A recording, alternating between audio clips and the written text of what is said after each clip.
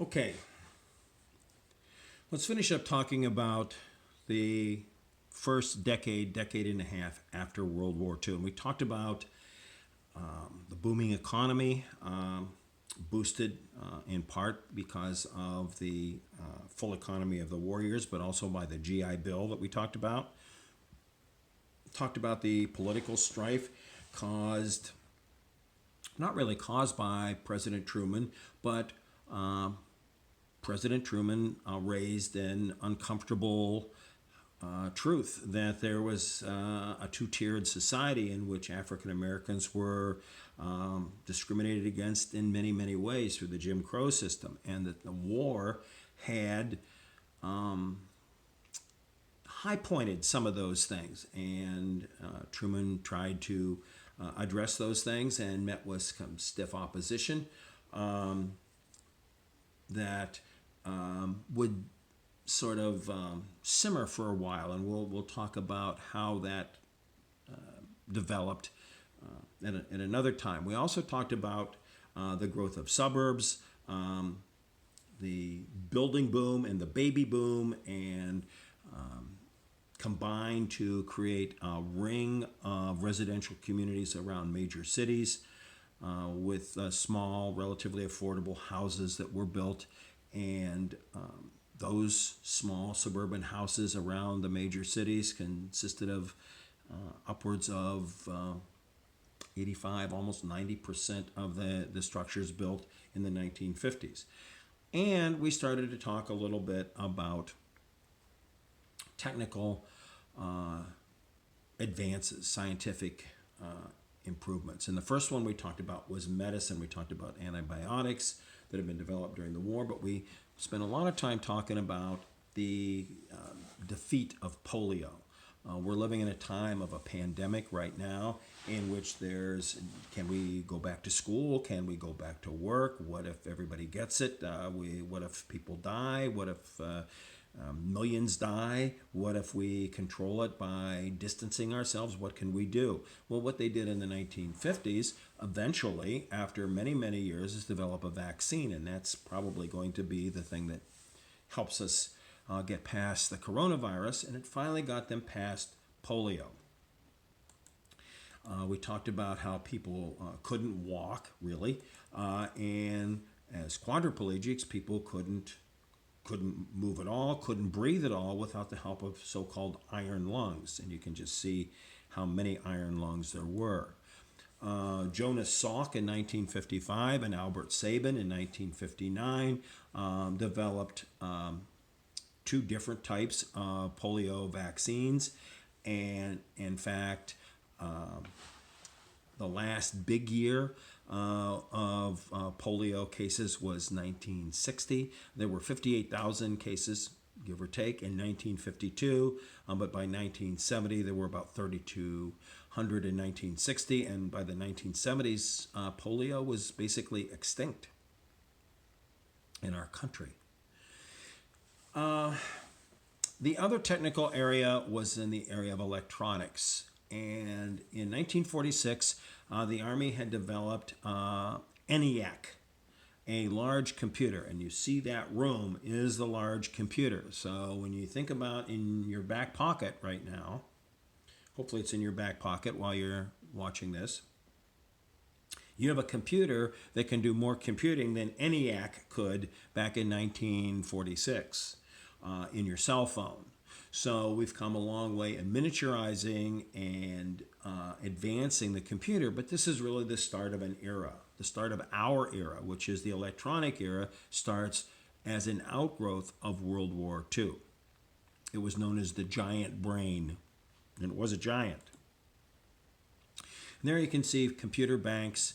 My first job working on the railroad, they kept track of the railroad cars with a computer that would be roughly about half the size of a classroom. It would take up that much space.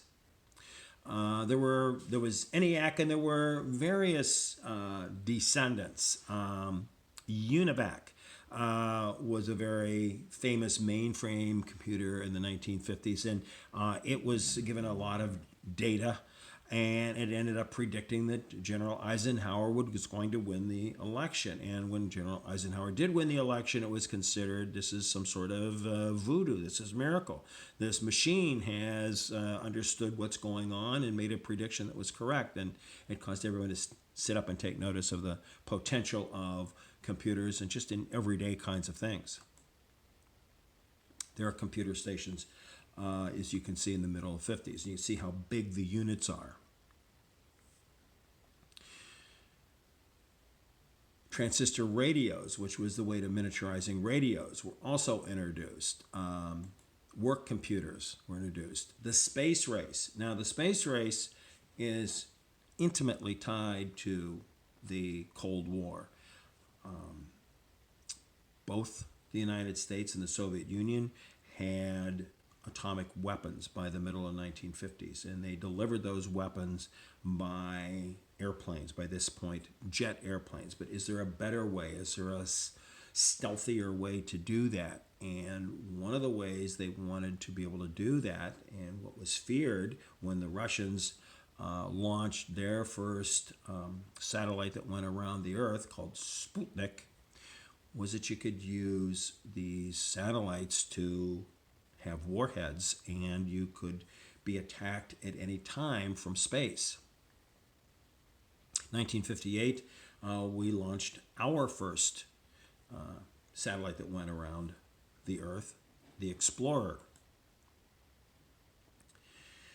And the space race went from there. Now, this was a major achievement technologically. It became fairly a lowbrow kind of a thing. It was used mainly for kind of idle time entertainment, pop culture spewer, television. It was something that everyone shared. It was like going to the movies without having to go to the movies. A whole generation of new entertainers showed up, and kind of talking variously right now, but we're going to talk later about the civil rights movement. One of the things that sociologists have argued is that television helped bring about the civil rights movement. You may say, how is that? And that happened by having many of the African American entertainers of the day appear on television. And that meant that there was an African American in your living room. And for many in a segregated society who were white, to have an African American in the living room was quite a revolutionary thing. And it was a way of familiarizing yourself with people that you had grown up not knowing, but knowing as a stereotype or a prototype.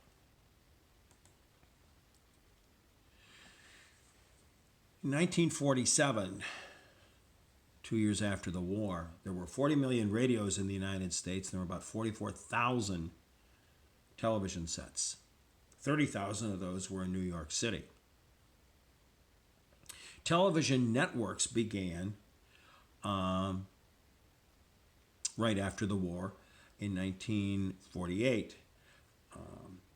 But by 1949, the network stretched from New York through the Midwest, and by 1951, it was coast to coast.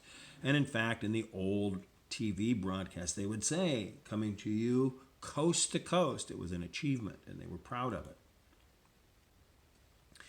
And much like the computers, the televisions look pretty darn quaint. Now that you can stream anything you want to on your cell phone or your tablet or your laptop, having this big box in the corner of the living room is not something that people do as much. But it was the center of the universe for most homes in the 1950s and 60s.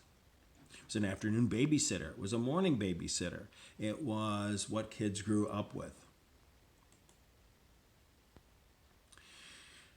Now you, or maybe your grandma, watches the television network, and these people were all over the television network. Well, they were all over network television in those days too, when they were fresh and new, and they were just more familiar to Americans than people that lived across the street in many, many ways. New music form emerged in the 1950s, sort of a combination of country music and African American blues music and jazz music, and put it in a bag and shake it up together, and you ended up with, first of all, hillbilly music known as rockabilly, and then an infusion of African American roots music. You had rock and roll. It was not listening to Bing Crosby croon "I'm Dreaming of a White Christmas." It was a different deal, and it created a so-called generation gap between the kids of the day, and who are now your grandparents, and the adults of that day. The adults liked the things from the 20s and 30s that were radically different, and 40s than they from the 50s. This was a departure.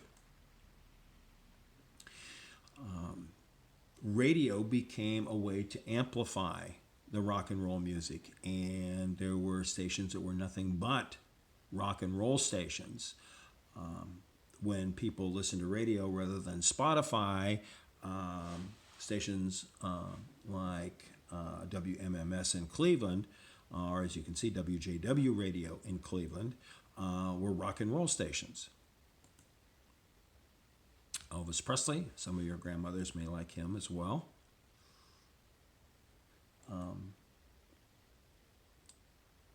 And the idea, and his producer said it just outsaid it. He said, if I could find a white person, a white man who could sing like a Negro would sound or feel, I could make $1 billion. In other words, because of Jim Crow, probably a black singer was not going to be a superstar in the mainstream culture of the 1950s.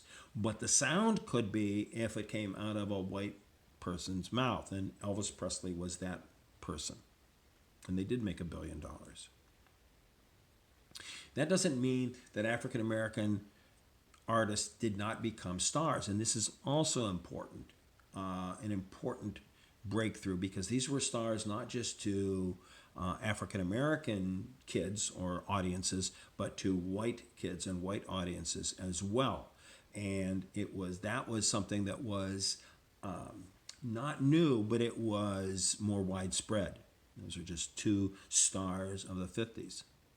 I want to say that Chuck Berry's still around, but he may not be. Now, 30 years later, there was a TV show that made this all very nostalgic. But was it really happy days for everybody? It comes off as being a pretty good time to be around, riding around in your car. If you didn't have polio and you had a job, things were pretty good. It was kind of nifty in the 50s, yes? There's a lot of protest that was kind of simmering. It didn't pop out until the 60s, but it was there. And it was an idea that we still had a pretty two-tiered society. And a lot of people observed that, objected to that, didn't think it was right. We may remember the reformer Jacob Riis, who wrote the book, How the Other Half Lived. Well, how did the other half live in the 1950s? Well, the era of Jim Crow was still in full force. The civil rights movement was beginning, but it wasn't really there. Native Americans had been defeated in the 1800s, were now broke and jobless and penniless, basically, on the reservations, what was left of them. The Hispanic community had been invited into the United States as part of the Bracero program in the 1940s. We're here, we're doing low-paying jobs, and we're mired in poverty. So there were a lot of things that kind of needed attention that were not really attended to very much in the 1950s. So looking at African Americans in the 1950s, there is an awful lot of problems here. The Jim Crow system was the law in the South. That's known as de jure, of the law. But it also existed in fact, known as de facto, elsewhere in the country.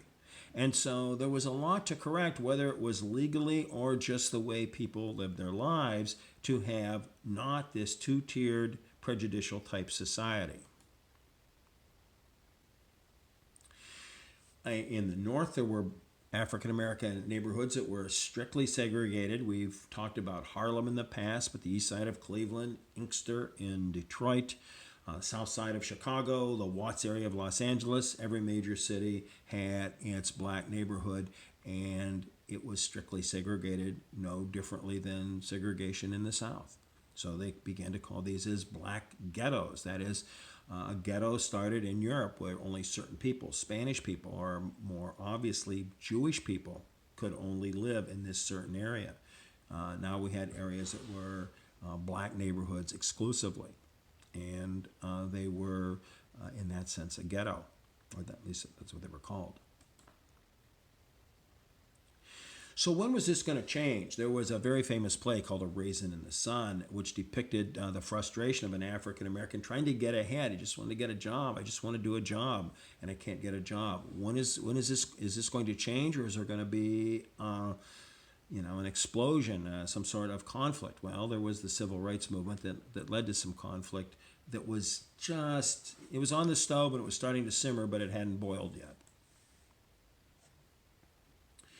Again, farm workers, Hispanics, very low wages, very bad treatment. Again, something that's beginning to simmer that may come to fruition a little bit in the 1960s.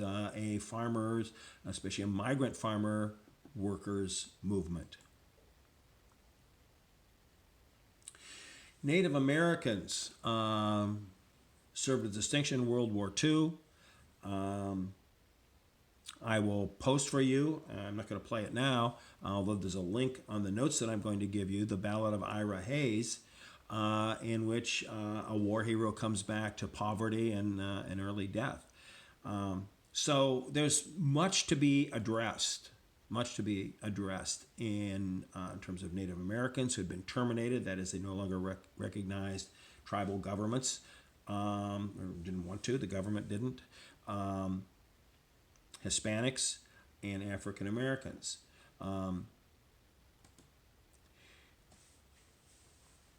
Returning to the racial majority, there was deep, deep poverty throughout Appalachia that seemed like also created a two-tiered society, and many in the country wanted to intervene and to bring those areas into the prosperity that the rest of the country was enjoying. So there is definitely haves and have-nots in the 1950s. About 20% of the population lived below what the government had calculated was the poverty line, an income amount set by the government to represent the minimum income necessary to support your family. 20% of the population lived below that level that you could support a family on. Hardworking people doing hard jobs and not making enough money to get by. It's not so unfamiliar to some of the stuff that we're hearing today, people working minimum wage jobs, or the so-called gig economy, where you go out and you take a job and you get paid for that, and then you take another job and you get paid for that, but you have no steady employment, that have a tough time making it. Is that really right when there's so much money in the country? Well, there was a lot of people in the late 50s that thought maybe not. Again, these things were simmering on the stove in the 1950s, but there was not much, no bubbles in the pot. That was for the 1960s, and we'll talk about what happens in the 1960s at a different time. But in the 1950s, that was something that, if this was, we're reading a story or a book in English, this is the dramatic foreshadowing of what is to come, that these things are on the agenda, but they just haven't popped onto the front of the stage yet, but they're going to. And we'll talk about that the next time we get together. Again, this is all part of Checklist 13. Use it to help you navigate your way through that material.